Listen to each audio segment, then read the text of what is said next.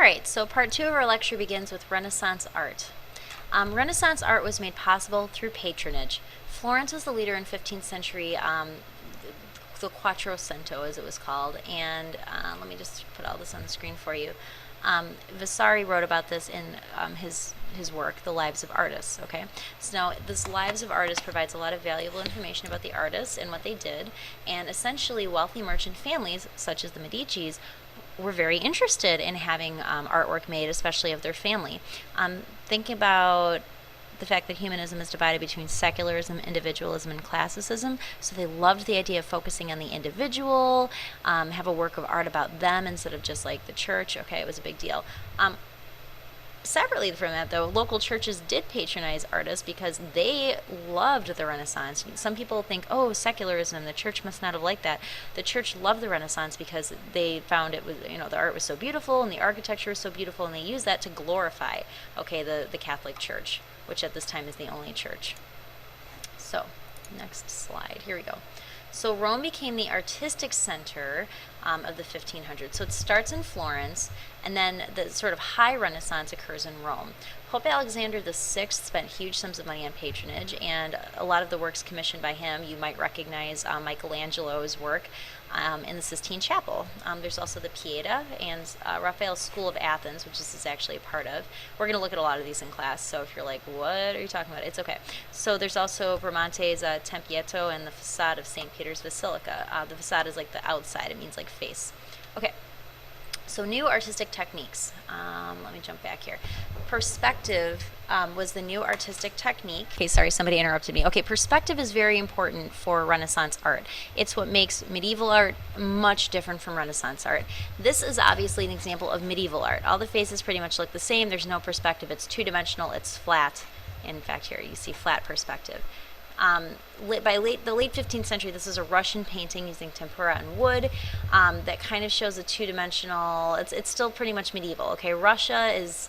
We're gonna think of Russia as very backward. In fact, we're really not going to talk about them in class for probably a few more chapters. So they're kind of behind the times. This is another medieval image. Again, of course, it's medieval because the subject is religious. It's two-dimensional. There's no individualism. Certainly no classicism. Now this is an early Renaissance work by Masaccio. Okay, it's called the Trinity, and it demonstrates an emphasis on perspective. What do I mean by that? Anybody who's taken an art class, here I'll deface this beautiful work of art, has probably heard the term vanishing point before. So the vanishing point of this painting is probably somewhere here. And what a vanishing point is it's the point where all the other points kind of lead up to. So things get they seem to get smaller and smaller and smaller. It almost looks like you'd walk right into that room. Okay, you can see like this guy is clearly standing behind, okay, Jesus, and these people are standing in front of these columns, and it feels like you could walk right into that room. This is a, okay, chiaroscuro. I'm going to say that wrong. Oh God, I'm terrible. Okay, I'm sorry. So this is the use of light and dark. Okay, so what this does is it creates depth. So in addition to perspective, we also use depth with shadow and light. Light here is especially important because all these people are like blessed. This is like their holy light here. All right, Giotto is considered to be the first painter of the Renaissance because of his use of chiaroscuro. Okay, I took an art history class. I should know how to pronounce this. It's something like that. Okay, so all right, so it's also used to make things look a little bit more realistic, especially look at this person's robe. Like that looks very realistic here because of the shadow. You can see the folds. Much more realistic than a few back over here, okay, which, yeah, not really comparable. Like there's almost no shadow here whatsoever, and it's still not very realistic. Okay, so we're going to move it along here. Again, we get into individualism. The faces of subjects actually expressed unique characteristics and eventually will become increasingly emotional, which is what I think this is. They stylize their paintings and they portray their feelings and their personalities. So this is from Botticelli's Primavera, which means spring. His use of shadow, we'll just say, all right, around her jawline to sort of define her features. And then, of course, the famous Mona Lisa. Okay, this is sfumato. Leonardo Da Vinci developed a smoky effect by blurring and softening sharp lines. So it's kind of like, it's not so sharp, it's like kind of like people are kind of soft, and it almost gives like this woman like a texture. Like look at her hands. Like her hands like look like you want to hold that hand. She's all like soft and almost like very motherly, very maternal. Okay. So let's keep going. Sculpture. We didn't just paint, we sculpted as well. Medieval sculpture often appeared on buildings, and they were not intended to glorify the human body. Because remember, in the Middle Ages, we are ashamed of our bodies. They're a source of sin. Okay, bodies are the world of sin, and your spirit goes to heaven and lives in all eternity if you're lucky. Okay, so these are kind of Gothic, medieval Gothic, kind of scary looking, very cool looking statues here. This is another example of Gothic sculpture. Again, the subject matter is religious, not a whole lot of individualism, like certainly more than the paintings though. Of course, Jesus is most important part of the sculpture here. Renaissance sculpture, though, you can see how different Renaissance sculpture it is from medieval sculpture. Because, I mean, I'm looking at this, and this looks really detailed and cool, and I certainly couldn't do anything like that. It's certainly not for lack of talent that art was different in the Middle Ages. But in the Renaissance, there's this return to that ancient Greek classical emphasis on the detail and the beauty of the human body. So Renaissance sculpture was not necessarily part of a building. It was freestanding. It was designed to be seen in the round, like all around, okay? This is the, I'm not going to pronounce that right, so this is a copy, a Roman copy of an earlier Greek statue from way thousands of years ago here. Thousand of years ago here, I should say. Here's our Venus, okay? She's 7 feet high. So this is ancient. This is not Renaissance, okay? This is what Renaissance people will copy. This is ancient, ancient, ancient. Okay, now this is a Hercules from the 3rd century from Greece. Again, we're glorifying the human body. Certainly no shame in the human body in this picture, right? Again, 1st century. So now let's talk about the Renaissance. This is Donatello's David, or David, okay? So this is David from David and Goliath, and you can see that he's standing on the head of Goliath. Very cool. And he's kind of like, yeah, it did. Took that giant down. Yeah, it did. He's proud of himself, and he has a beautiful body, but he's fair. Like, he's still like that meek David, kind of the underdog hero character, but he's not ashamed of his body. Okay, so here's Michelangelo's David, which is a remake of the first one, Donatello's that I just showed you. So this one has many of the same qualities, but it even further glorified David. It kind of gave David a different attitude. This one he's like, yeah, it didn't, or the last one was like, oh yeah, I got attitude. This one he's like kind of brave, like he's about to throw the stone.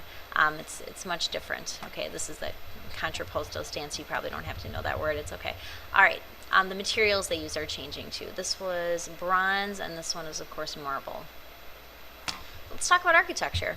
Medieval architecture was characterized by, again, this Gothic ornamented style. So, like big scary castle looking really, I mean, beautiful, beautiful stuff.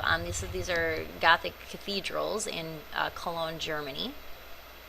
Here's one in Milan, Italy. It's like, I feel like Dracula is like living here, you know. That's the kind of style. Notre Dame, Our Lady, right in Paris. Okay, here's another cathedral in France. Now, Renaissance architecture used Greek and Roman forms the Greek temples used, okay? So, like, columns and arches were really huge. So this is the Pantheon. This is, again, ancient, not Renaissance. This is the Pantheon in Rome. All right, and this is the Parthenon, of course, in Athens. Ancient stuff. This is a replica in good old Nashville, Tennessee. We've got, of course, the aqueduct, you may remember from world history, with the archways.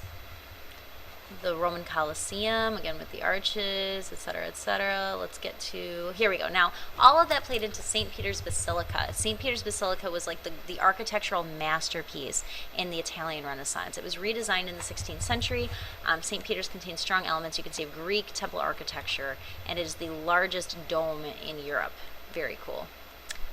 All right, so Florentine, meaning that they're from Florence. Renaissance artists. We've got Giotto, is considered the first Renaissance artist with his use of, again, the shadow and perspective. I'm going to kind of fly through these because we're going to spend a lot of time on this in class. So if you want to pause and look at how pretty these are, that's fine. Brunelleschi, I guess.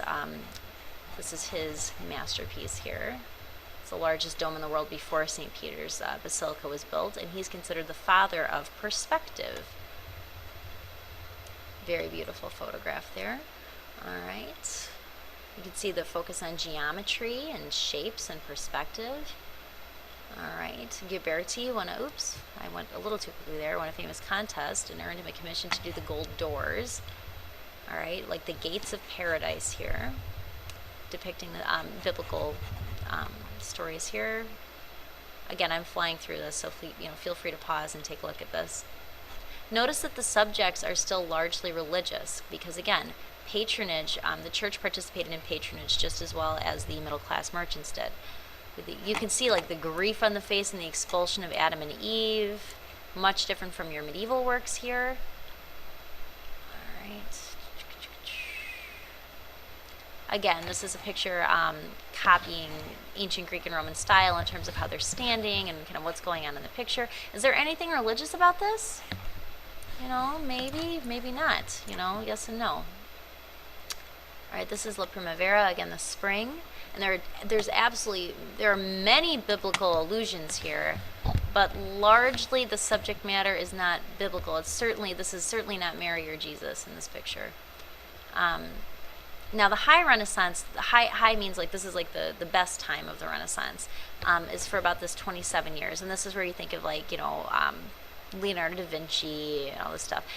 Here are characteristics. We're going to fill out a chart in class. So again, this is just kind of an overview. Again, we've got St. Peter's. What you should come to class knowing is who these artists are, what they did, why it was distinctive from the Middle Ages. Leonardo da Vinci is a very important figure to know. Leonardo da Vinci was the Renaissance man. Last lecture we talked about Castiglione's, I can't think what his work is called, but he wrote about, The Courtier. He wrote The Courtier, and that basically defined the term Renaissance man. So Da Vinci is the Renaissance man. He can do everything. He's a scientist, he's an artist, he's a mathematician, he does everything. He's amazing. This is one of his most famous works, The Last Supper. It was none of these are original because The Last Supper was actually originally created on a wall, and he destroyed it himself. He took it down. But look at the amazing use of perspective here. Of course, a religious subject matter, but just the amount of detail, which we'll never see the really good detail because it's gone, but that's okay. So this is Leonardo's Vitruvian Man. This is very important for you to know. Please know the word Vitruvian Man. And this is his study of proportions. This is him using both art and science and math here. He was trying to study human anatomy. He was saying proportionally. He came up with a ratio, like a golden ratio for how human beings should be shaped, and he used that in art, and it also helped us understand more about science. Really interesting thing that you should put in your notes, that without artists we would not have the medical information that we do today because it was illegal, it was against the law, it was unholy to exhume dead bodies, but artists did it anyway. What they used to do is they used to take cadavers, dead bodies, and they would dissect them to see how their muscles worked. So in paintings such as, or even art such as this one, you can see there's like his bicep and there's his tricep. They had to know how the muscles work so they could make their paintings increasingly realistic. Okay, and Da Vinci, all the big artists did that, or they copied other artists who did that. The School of Athens. This painting has appeared on the AP test time after time again. It is probably one of those important works of art that we're going to talk about. So here it is. Let me just bounce back real quick and talk about it. It is the quintessential, meaning like the above all, like perfect example, quintessential example of humanism in painting. So obviously it's set in a Greco-Roman era. It's got Plato and Aristotle in the middle. All right, but it's actually, this is supposed to be Michelangelo, and this is supposed to be Da Vinci. So this is like Aristotle and Plato, but with the face of Michelangelo and the face of Da Vinci. That's pretty cool. I'll show you kind of a neat thing in class where you can kind of decode the School of Athens. All right, this is supposed to be Heraclitus. Here's Michelangelo. Just kidding, I lied. I'll have to look at my cheat sheet. But I mean, look at this amazing detail, considering from what we saw like earlier with the medieval examples of art. Look, they're talking about science. There's really not a lot of reference to religion here. It's secular, huge individualism. Of course, it's class. Look at how they're dressed. It's classicism. The way the body is shaped. The guy doesn't just have like the stick for the neck, like he has like a legitimate neck. There's perspective. There's that chiaroscuro. There's the shadow. Just very important painting. Cannot overemphasize the importance of this painting. Okay, here's a Madonna that Raphael did here. The Madonnas refer to Mary, usually holding baby Jesus, and there's a bazillion versions of them. They're all really beautiful. This is, of course, another very important work of art, the Sistine Chapels. Michelangelo painted this upside down in the Sistine Chapel in Rome. It depicts perhaps the most famous picture, which I'm sure is in here somewhere, is the birth of Adam. This is where like Jesus, or not Jesus, sorry, where God is reaching across and touching Adam's fingers. Here it is. So here's God, and he's just touching Adam, and Adam's just out of reach of God, and they're reaching for each other. It's beautiful, very emotional. The creation of Adam. There's God with all his angels. Again, we have the David. Look at the detail. Look at his eyes. You should think about the words that come to mind when you see that expression on his face. Remember, this is carved out of marble. Look at his hands. Again, you can tell that they dissected people. The veins. It almost looks like somebody's wearing a costume, doesn't it? So these are all three different versions of the Davids, throughout different centuries. Donatello, Michelangelo, and Bernini. He kind of gets angrier and more movement, more determined as we go throughout time. This is the Pieta. We mentioned this earlier. This is one of the most moving pieces. And it is, of course, it's not secular. This is Mary holding her son. This is Jesus before he's risen. This is like just human version of Jesus, okay? And he's dead in her arms, and she's mourning the loss of her baby. And it's just really moving. Very detailed. So... we get Titian is very important.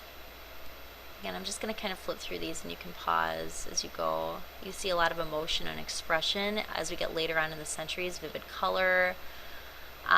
This guy was a Greek who did a lot of important work in Spain. Here's an example of his work here. So we're going to have a chance in class to research a lot of these. This one's really cool. This looks very modern, doesn't it? The opening of the fifth seal of the apocalypse. So that's not a fun subject matter, but oh, I guess that's all we've got. What a terrible way to end this slideshow. Hey, look, it's the apocalypse. All done. Okay, so you've seen all these different examples of art and how they progress throughout time, and we are going to come to class tomorrow, and you will be representing one of these artists.